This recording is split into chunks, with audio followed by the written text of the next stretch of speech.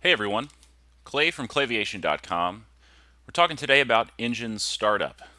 So we're here in our Cessna 172, just outside Nashville, at a little airport, Smyrna, called MQY, Mike Quebec Yankee.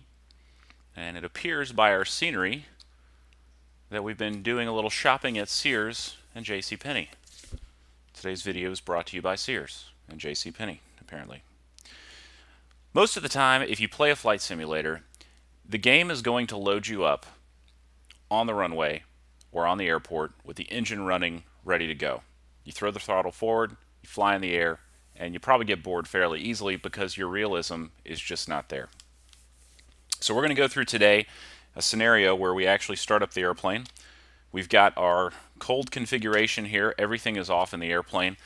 You can actually go and save this situation. If you go up to your menu and you go in X-Plane 9 at least, go to File to Save Situation.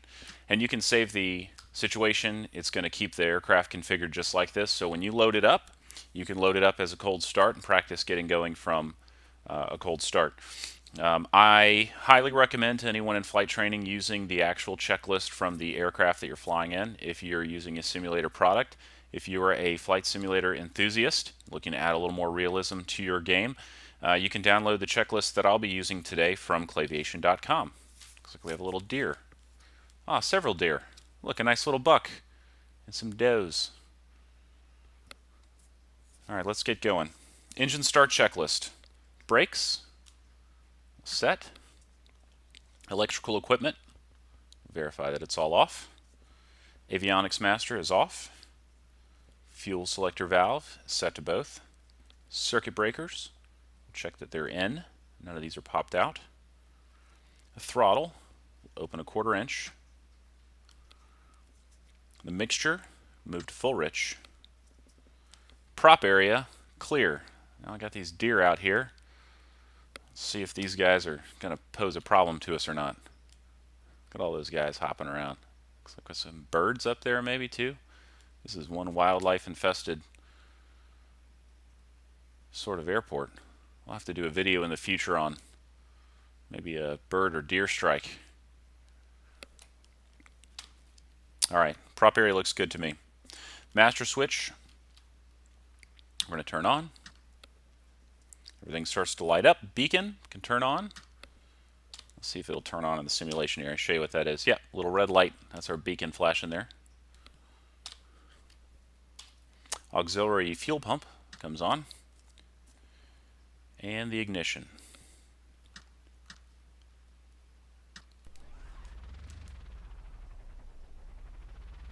Alright, got to start.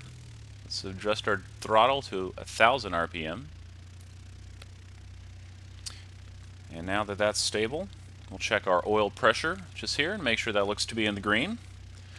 Over here, the ammeter to make sure that we have a normal charge, no discharge showing there. The vacuum here in the green as well. And the fuel pump can now come off. Avionics master will load on. We start to get our radios coming alive over here. Flight instruments checked and set. Make sure everything looks got a 0 reading here, got level on the wings. We're going to make sure we're reading field elevation here. We'd go ahead and get our weather over here momentarily and make sure that our altimeter setting is here in our Colesman window. Got wings level, ball in the middle here. Our compass should match up to the heading on our DG, and level needle on the VSI. Flight instruments are good. Avionics, we'd go ahead and set. We could plug in our tower frequency, our CTAF frequency, our destination, our GPS, anything we want to get set up for our flight there. And the flaps, which were down for pre-flight, we'll go ahead and retract. You can kind of see them coming up right there. Finally, we'll do a brake check after we've been cleared to taxi. Roll forward a bit, make sure those brakes work on us. For now, we'll keep those set. And we are ready to taxi out to the runway. That's all from today. Thanks for watching. Be sure to subscribe. Leave some comments below. Look forward to your feedback, and we'll fly again soon.